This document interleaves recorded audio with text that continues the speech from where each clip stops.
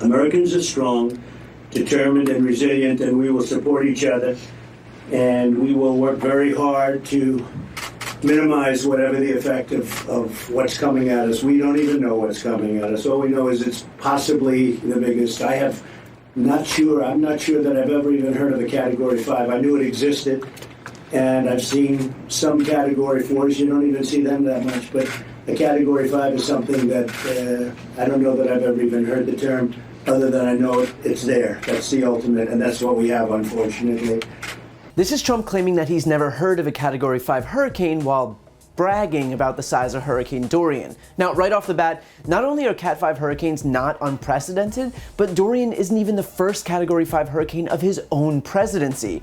Trump has literally been in office during Irma, Maria, and Michael, all of which were Cat 5 storms. And worse, this isn't even the first time that Trump has said he's never heard of a Category 5 hurricane. He said it twice in September of 17, he said it in October of 17, he said it in May of 2019, and now August of 2019. Imagine not only exposing how unknowledgeable you are, but repeating it ad nauseum. Because normally, that isn't something that most people, much less the President of the United States, would want to brag about. What with Category 5 storms being relatively common these days, I don't see how that instills a sense of confidence in Trump's abilities that he's not aware of a basic weather phenomenon. It's almost like the guy who called global warming a Chinese hoax isn't a good source for weather-related news.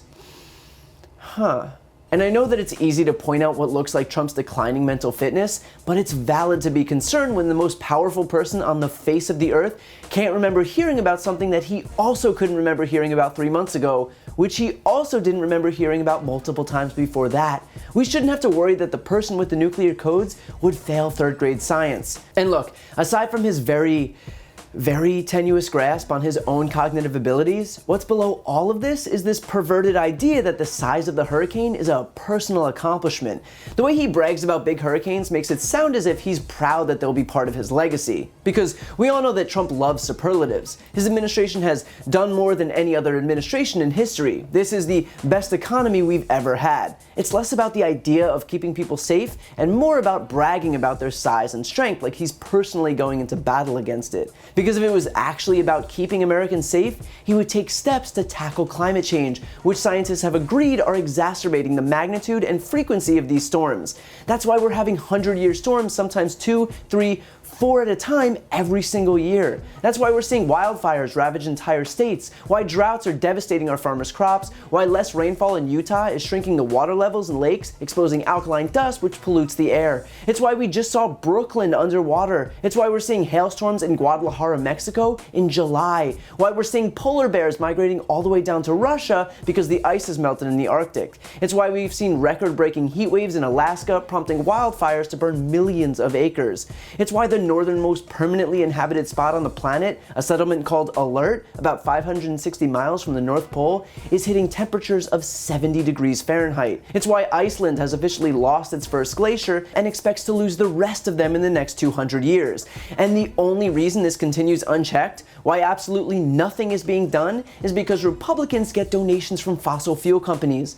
This isn't rocket science, or any science at all when it comes to Republicans. The top 20 recipients of fossil fuel donations in the House were all Republicans, and the top 20 recipients of fossil fuel donations in the Senate were also all Republicans. We've seen senators like Jim Inhofe from Oklahoma literally bring a snowball onto the Senate floor to try and disprove climate change. In case we have forgotten, because we keep hearing that 2014 has been the warmest year on record, I asked the chair, you know what this is?